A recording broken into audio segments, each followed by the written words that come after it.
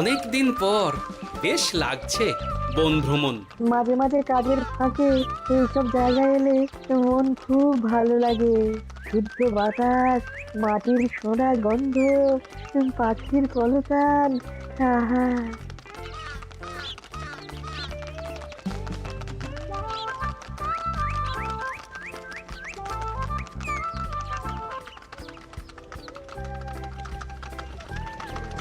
মহারাজের রথ থামছে। আমরা এইখানে বসে আজ রাজকার্য পরিচালনা করব। মন্ত্রী, তুমি ঝটপট এখানে বসার বন্দোবস্ত করে দাও। আমি এক্ষুনি ব্যবস্থা করে দিচ্ছি মহারাজ। এই এখানেই আমাদের বসার জন্য ছাউনি করে দাও। এক্ষুনি করে দিচ্ছি মন্ত্রী মশাই। এরা বসার জায়গাটা করে দিক, ততক্ষণ আমরা একটু হেঁটে আসি।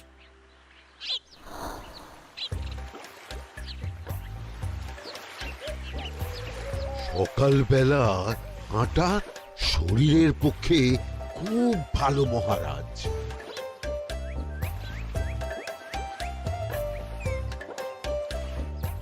আগেকার দিনে রাজা মহারাজরা এই সব বনে মৃগয়া করতে আসতেন। মৃগয়া একদম ভালো নয় মন্ত্রী। তুমি জঙ্গলে আসছো অন্য প্রাণীদের মারতে। কেন মারবে? ওরা তো তোমার কোনো ক্ষতি করেনি। না, তা করেনি, কিন্তু তখন ওটা রাজা মহারাজাদের খেলা ছিল। শুনেছি আপনার প্রপিতামহ খুব ভালো বাঘ শিকার করতেন, অনেক বাঘ মেরেছেন। মন্ত্রী, তুমি একটা কথা হয়তো জানো না। আমার প্রপিতামহ শিকার করতেন, কিন্তু কোনো স্বাভাবিক জানোয়ারকে নয়। যে বাঘ মানুষ খেকো হয়ে প্রজাদের ক্ষতি করত, আমার প্রপিতামহ সেই সমস্ত বাঘদেরই মারতেন। এছাড়া উনি বন্য প্রাণী সংরক্ষণ করতে বড়ই ভালোবাসতেন।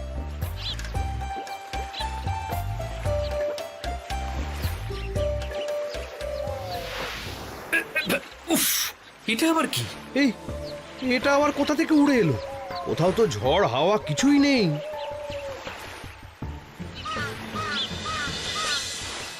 একটা ধাঁধা মহারাজ, এই কাগজে লেখা।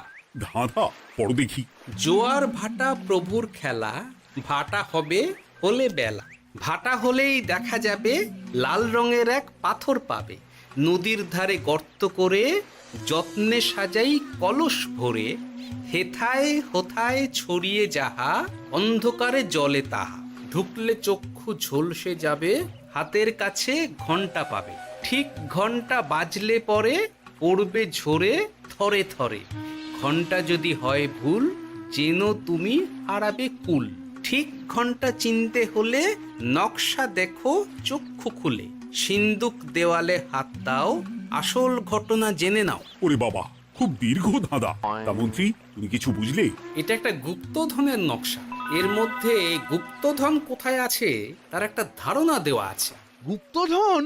ওটা আমাকে পেতেই হবে, পেতেই হবে। দেখি দেখি, একবার কাগজটা দাও। গোপাল, কাগজটা আগে আমার হাতে দাও, দেখি ভালো করে। এখন নদীতে জোয়ার চলছে গোপাল। একটু পরেই ভাটা শুরু হবে। হ্যাঁ, ভাটা না হলে কিচ্ছু বোঝা যাবে না। এখানে স্পষ্ট লেখা আছে, ভাটা হলেই দেখা যাবে লাল রঙের এক পাথর পাবে। তার মানে আমাদের ভাটা হওয়া পর্যন্ত অপেক্ষা করতে হবে। না, সময় নষ্ট না করে ধাঁধাটার সমাধান করতে শুরু করি। ভাটা হলে একটা লাল রঙের পাথর দেখা যাবে, এই পর্যন্ত পরিষ্কার আছে। বুঝতে হবে ওর পর থেকে। পড়ো গোপাল, চলো আমরা সবাই বুদ্ধি লাগাই। নদীর ধারে গর্ত করে যত্নে সাজাই কলস ভরে। এটার অর্থ, ধাঁধাটা মাথায় বসিয়ে নিয়েছি, এবার কে কি বলবে সেটা শুনতে হবে। চলো গোপাল, আমরা ধাঁধা যেমন যেমন বলেছি তেমন তেমন ভাবেই চলি। চলুন মহারাজ, এখন আমাদের দেখতে হবে লাল পাথর। কোথায় আছে লাল পাথর? চলো চলো সবাই, চোখ কান খুলে আমরা নদীর পাড় ধরে হাঁটি। আমি একটু তফাতে হাঁটি। গুপ্তধন আমাকে একা পেতে হবে। ভাটা হলেই দেখা যাবে লাল রঙের এক পাথর পাবে। আমাকে চোখ কান খোলা রাখতে হবে। লাল পাথর, নদীর চড়ায় লাল পাথর দেখতে হবে। লাল পাথর, লাল পাথর। ওটা কি? এই তো লাল পাথর, লাল পাথর। ওরা অনেকটা এগিয়ে গেছে, ওদের আমার দিকে নজর নেই। এই সুযোগ, এই সুযোগ, একা একা গুপ্তধন নিয়ে পালাবো। আহ, এ, এ।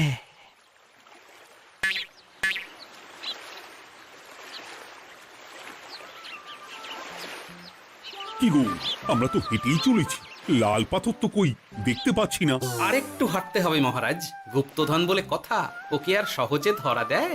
সেটা অবশ্য সঠিক কথা।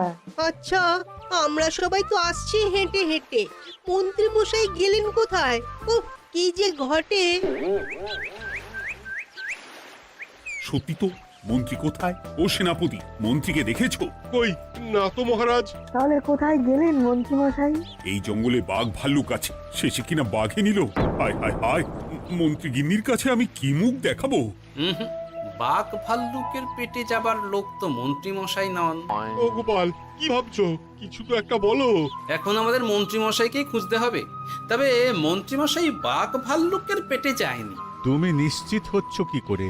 অত পেঁচালো মানুষকে বাঘ ভাল্লুক গন্ধ শুকেই ছেড়ে দেবে, হজম করতে পারবে না।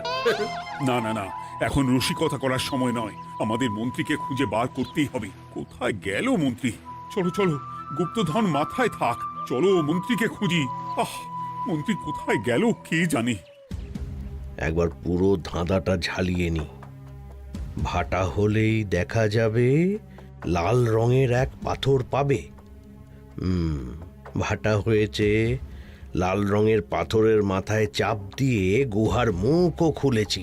এবার এবার নদীর ধারে গর্ত করে যত্নে সাজাই কলস ভরে। এটাই তো ঠিক বুঝতে পারছি না।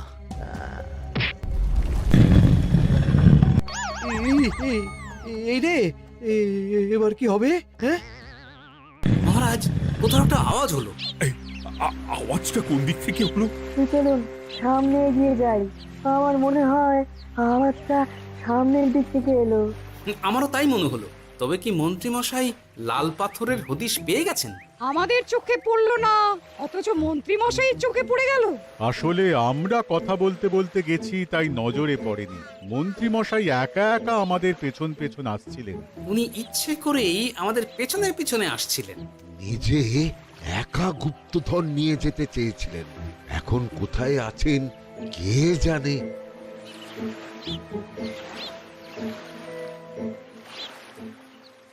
এই অন্ধকারে কিছু দেখতে পাচ্ছি না তো।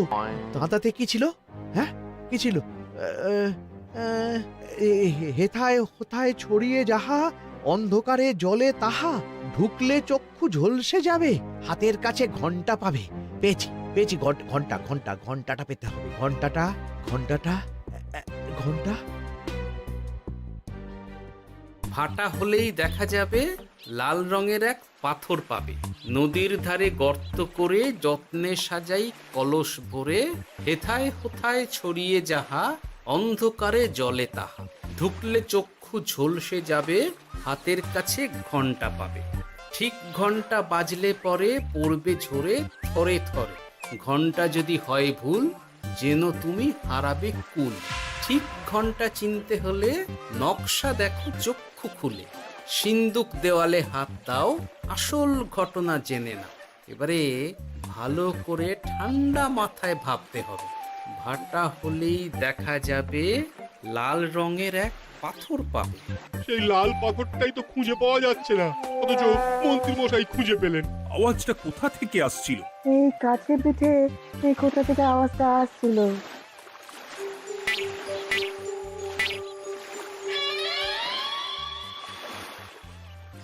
এই তো,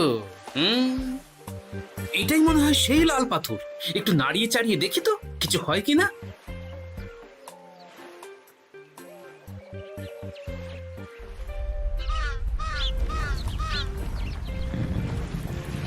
এই তো, কাজ হয়েছে। এই তো সুড়ঙ্গ। আপনারা নিচে নামুন। আপনারা কি দেখছেন সেটা বলবেন মহারাজ। সবাই যদি নেমে যাই, যদি কোনো কারণে সুড়ঙ্গের মুখ বন্ধ হয়ে যায়, তাহলে আর আমরা বাইরে বেরোতে পারবো না মহারাজ। গোপাল ঠিকই বলেছে, আমরা দুজন বাইরে থাকি। মহারাজ আর একটা কথা, কোনো ঘন্টায় হাত দেবেন না, মনে আছে তো? ঘন্টা যদি হয় ভুল, যেন তুমি হারাবে কুল। ওরে বাবা, এই বয়সে আর কুল হারাতে চাই না। ঠিক আছে, তোমার কথাই অক্ষরে অক্ষরে পালন করব। দেখি এই সুরঙ্গে মন্ত্রী মশাইকে দেখতে পাই কিনা। চলুন মহারাজ, সুরঙ্গে নামি। সবাই সাবধানে নামো।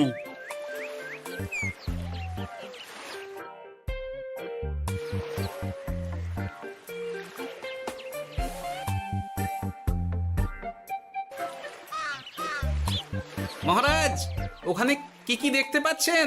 ওখানে কি মন্ত্রী মশাই আছেন? না গোপাল, মন্ত্রীকে এখনো দেখতে পাইনি। শুধু আমি এখানে অজস্র পাথর দেখতে পাচ্ছি। পাথরে পাথরে ছয় লাভ, ছোট বড় অজস্র। পাথরগুলো বড় অদ্ভুত, কিরকম কিরকম মানুষ মানুষ করুন। লম্বা বেঁটে হরেক রকম। মানুষ মানুষ গরম, সেটা কি রকম? আর কিছু? কোনো কলসি কি দেখতে পাচ্ছেন? কলসি তো দেখতে পাচ্ছি না। মহারাজ, কলসি থাকতেই হবে, কারণ ধাঁধায় লেখা আছে নদীর ধারে যত্ন করে যত্নে সাজাই কলস ভরে। গর্তটা আসলে হলো সুড়ঙ্গ, কিন্তু কলস। মহারাজ, মহারাজ, এইদিকে এইদিকে একটা কলসের মতো কি যেন আছে। এইদিকে আসুন, এদিকে এদিকে। হ্যাঁ গোপাল, দেখতে পেয়েছি। এবার আমি যেরকম যেরকম বলবো সেই রকম সেরকমই করবেন। আমি বিজ্ঞানীকে নদী থেকে জল তুলে পাঠিয়ে দিচ্ছি। পাত্র কোথায় পাবে? আমাদের জল খাবার যে পাত্র আছে সেটা আনতে লোক পাঠাচ্ছি। ঠিক আছে। শুধু একটা কথা বলছি, আপনারা কেউই সুড়ঙ্গের ভেতরে কোনো কিছুতে হাত দেবেন না। কেন গোপাল? সব পরে বলবো, এখন আমি যা বলছি সেটা শুধু মনে রাখুন। সুড়ঙ্গের ভেতরে কিছুতে হাত দেবেন না। ঠিক আছে। প্রহরী, তুমি যাও, যেখানে আমাদের বসবার আয়োজন করা হয়েছে সেখানে গিয়ে একটা জলের পাত্র নিয়ে নদী থেকে জল ভরে নিয়ে এসো। গোপাল, মন্ত্রী মশাই কোথায় গায়েব হয়ে গেলেন? কোথাও গায়েব হয়ে যাননি বিজ্ঞানী, কোথাও গায়েব হয়ে যাননি উনি। উনি ওই সুড়ঙ্গের ভেতরেই আছেন। কিন্তু কেউ তো ওনাকে দেখতে পাননি। সম্ভবত পাথর হয়ে আছে। এখন কিভাবে পাথর হয়েছেন সেটা তো আমি বলতে পারবো না। সবটাই স্বপ্নের মতো লাগছে। ঠিক যেন স্বপ্নের মতো লাগছে। এই জীবনে সুরঙ্গ দর্শন হয়ে গেল। আমাদের পাতাল প্রবেশ। পাতালে আসিয়া আমি মনে মনে বলি, গুপ্তধন নিয়ে আমরা যেন সৎ পথে চলি। তোমার এখনো কাব্য আসছে সভাকবি। আসছে মানে কাব্যের সাথে আছে রোমাঞ্চ, করছে গা শীত, হচ্ছি আমি অধীর। মহারাজ, জল দিয়ে বিজ্ঞানীকে পাঠাচ্ছি। কি করতে হবে বিজ্ঞানীকে সব বলে দিয়েছি। তুমি ভেতরে আসবে না? আসবো ঠিক সময়ে। এখন আমি যেমন যেমন বলবো আপনি ঠিক তেমন তেমন করবেন। ঠিক আছে। বিজ্ঞানী, যেমন যেমন বললাম ঠিক তেমন তেমন ভাবে কলসিকে জল দিয়ে পরিষ্কার করবে। মনে রেখো, ধাঁধায় আছে কলসি সাজাই যতন কর। তুমি একটা কথা মনে রেখো বিজ্ঞানী, কোথাও হাত দিও না কিন্তু। ঠিক আছে গোপাল, তোমার উপস্থিত বুদ্ধির তুলনা নেই। আমি যাচ্ছি গোপাল। সাবধানে সাবধানে। মহারাজ, বিজ্ঞানী যাচ্ছে। সাবধানে নামো, সাবধানে। মহারাজ, এই কলসিটা কোথায়? ওই তো, একটু সাবধানে যাও।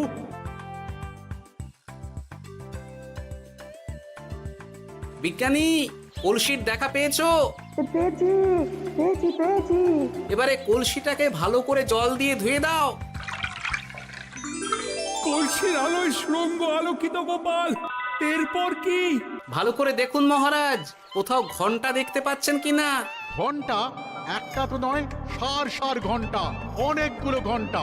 সাবধান, ঘন্টায় হাত দেবেন না, শুধু দেখুন।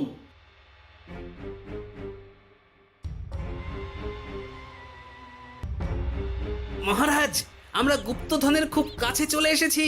তাই নাকি? কি মজা কি মজা, এবার খাবো ক্ষীরের গজা। সভাকবি, চুপ করো। এখনো আমরা গুপ্তধন পাইনি। বাবার মুখে দাঁড়িয়ে সবগুলো তারা আঁকা। বিজ্ঞানী, কোনো ঘন্টায় চাঁদের নকশা করা আছে কি? একটু দেখে বলো না। আমি আতস কাঁচ নিয়েই দেখছি, সব ঘন্টাতেই তারা আঁকা। খবরদার, কোনো ঘন্টাকেই ছোঁবে না। ঠিক আছে, কোনো কিছু না ছুঁয়ে আমি দেখছি। পেয়েছি গোপাল, চাঁদ আঁকার ঘন্টা পেয়েছি। ওই ঘন্টাটা বাজাও, বাজাও।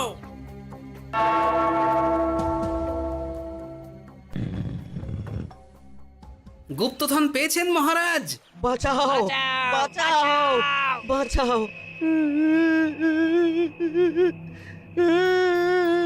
বাঁচান মহারাজ, বাঁচান বিজ্ঞানী, মহারাজ, মন্ত্রীর গলা পাচ্ছ না? মহারাজ, আমি পাথর হয়ে আছি, আমাকে মানুষ করুন মহারাজ। তুমি তো মানুষই ছিলে, হঠাৎ করে পাথর হলি কেন? মহারাজ, গুপ্তধন পেয়েছেন? পেয়েছি, তার সাথে মন্ত্রীকেও পেয়েছি। মন্ত্রী এইখানে কোথাও পাথর হয়ে দাঁড়িয়ে আছে। দাঁড়ান মহারাজ, এবার আসছি। সাবধানে এসো। আমি ভেতরে যাচ্ছি, বুঝলে? যদি কোনো কারণে দেখো পাথরটা গুহার মুখটা আটকে দিয়েছে, অমনি তোমাদের কাজ হলো পাথরটাকে ছুঁয়ে ফেলা, বুঝলে? ঠিক আছে গোপাল দাদা। আমার মনে হয় বিপদ আর কিছু ঘটবে না, তবুও সাবধানের তো মান নেই। ঠিক আছে, তুমি নিশ্চিন্তে ভেতরে যাও। বাঁচাও, আমাদের বাঁচাও, আমাদের সবাইকে মানুষ করুন। আমাকে মানুষ করুন মহারাজ। আপনাকে তো মানুষ করা হবে মন্ত্রী মশাই। আগে বলুন, আপনি পাথর হলেন কি করে? ও, মনে পড়েছে, ধারার শেষ লাইন, সিন্দুক দেওয়ালে হাত দাও, আসল খবর জেনে নাও। সত্যি গোপাল, তুমি না থাকলে এই এত কিছু আমাদের সবার কাছে অজানাই থেকে যেত।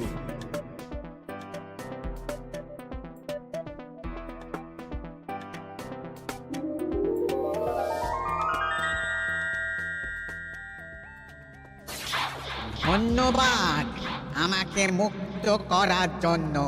আপনি কে? আমি যক্ষ। আমাকে এই ধন সম্পত্তি পাহারা দেওয়ার জন্য এক ডাকাত দলের সর্দার যক্ষ করে রেখেছিল। আমি 100 বছর ধরে এইখানে যক্ষ হয়ে আছি। আমি তোমার জন্য মুক্ত হলাম গোপাল। এই সম্পত্তি তোমার গোপাল। সম্পত্তি নিয়ে আমি কি করব? আমি এই সব সম্পত্তি মহারাজকে দান করলাম, রাজ্যের অনেক কাজ হবে এতে। তুমি ধন্য গোপাল, তুমি ধন্য। এবার আমার যাবার সময় এসেছে, আমাকে যেতে হবে। যাবার আগে এই পাথরগুলোকে মানুষ করে যান। এরা সব লোভী। আমি আমার সীমিত ক্ষমতায় এই গুপ্তধনের ধাঁধাকে এখানে যারাই ভ্রমণ করতে আসে তাদের হাতে তুলে দিই, কিন্তু কেউ এই ধাঁধার সমাধান করতে পারে না। সবার মনে লোভ কাজ করে, এই লোভ এদেরকে পাথর করে রেখেছে। পাথর হলো কি করে? একটা মানুষ এসে বুক ভরা লোভ নিয়ে আধা পুরো না জেনে পাথরে হাত দিলেই সে পাথর হয়ে যাবে। আমাদের ভুল হয়েছে, আর লোভ করবো না, আমাদের বাঁচাও। আমাকে মুক্ত করে দিন, আমার খুব ভুল হয়েছে মহারাজ, মুক্ত করে দিন আমায়। তুমি এখানে আগে এসেছিলে, তাই তো আগে এসে ভাবলে নিজেই একা একা গুপ্তধনকে হরপ করে দেবে। এদিকে তোমাকে না দেখতে পেয়ে আমাদের কত চিন্তা হচ্ছিল। যারা লোভী তারা কারো কথা ভাবে না, শুধু নিজের কথা ভাবে। আমাকে আর একটা সুযোগ দিন, আমি আর লোভ করব না মহারাজ। ও, তোমার কথার কোনো দামই নেই। না মহারাজ, আমাকে আর একটা সুযোগ দিয়ে দেখুন, আমি আর লোভ করব না, আমাকে মানুষ করুন মহারাজ। আমাদের সবাইকে মানুষ করুন, দয়া করে মানুষ করুন। যক্ষরাজ, এদের আপনি ক্ষমা করে দিন। ঠিক আছে, তোমাদের আবার মানুষ করে দিচ্ছি।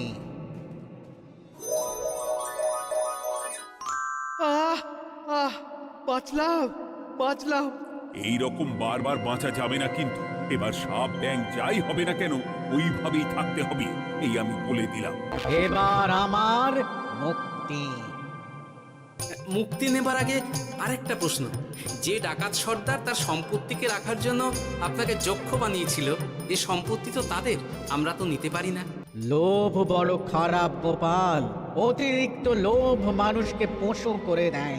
ওই ডাকাত দল এই সম্পত্তির জন্য সবাই কাটাকাটি করে মরে গেছে, কেউ আর বেঁচে নেই। সুতরাং এই সম্পত্তিতে তোমার অধিকার আছে, এই সম্পত্তি তুমি গ্রহণ করো। নিলাম আমি, কিন্তু এই সম্পত্তি মহারাজকে আমি দান করলাম। ডাকাত দল জনগণের সম্পদকে লুঠেই তো সম্পত্তি বানিয়েছে, তাই আমি জনগণের কাজে লাগবার জন্যই এই সম্পত্তি মহারাজকে দিলাম। সাধু সাধু। গোপাল, তোমার জয় হোক। এবার তাহলে আমি যাই, তোমরা সবাই সুখে থেকো আর ভালো থেকো। গোপাল, তোমার তুলনা হয় না। তোমার ঋণ আমি কোনোদিন শোধ করতে পারবো না। তুমি কৃষ্ণনগরের জন্য যা করলে তা ইতিহাসে লেখা থাকবে। না মহারাজ, আমি এমন কিছু করিনি, এই কাজ সবাই করবে। জয় গোপালের জয়, জয় গোপালের জয়, জয় কৃষ্ণনগরের জয়। জয় কৃষ্ণ